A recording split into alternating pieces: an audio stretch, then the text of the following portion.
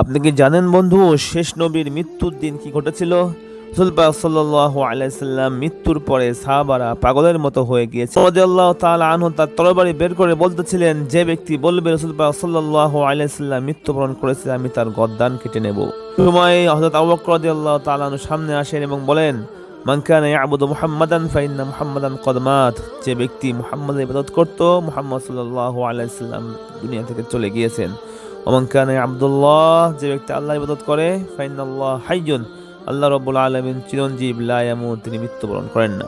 এবং তিনি এই আয়াতটি তেলাওয়াত করেন, ওমা মুহাম্মাদুন ইল্লা রাসূল, মুহাম্মদ সাল্লাল্লাহু আলাইহি সাল্লাম তো কেবলমাত্র রাসূলই, কদ খালাত মিন ক্বাবলিহির রাসূল, তার পূর্বে অনেক রাসূল দুনিয়া থেকে চলে গিয়েছেন। আফাইম মাতা, সে যদি মৃত্যুবরণ করে, আও কুতিলা, অথবা যুদ্ধে শহীদ হয়, ফালাবতুম আলা আকাবিকুম, তোমরা কি আবার জাহিলিয়াতে ফিরে যাবা? ভিডিওটি ভালো লাগলে লাইক করবেন এবং আমাদের চ্যানেলটি অবশ্যই সাবস্ক্রাইব